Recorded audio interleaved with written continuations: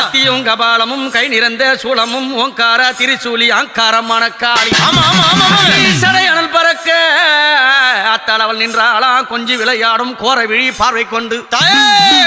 மணி கை கபாலம் அரவமும் பூண்ட காளி அங்குச்ச பாசமேந்தி அபயங்கள் கரமல் தாம்மா கத்தி ஒரு கையில் சூள ஒரு கையில் சுக்காட்டி ஒரு கையில் கதைகள் ஒரு கையில் கரும்பிவில் ஒரு கையிலும்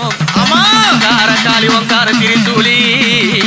எங்க அம்மா பேச்சாயா உருவெடுத்து குழந்தையை தான் கிழித்து குறவாளைய கிடைத்தாளா அம்மா வாரி கோடல் கிழித்து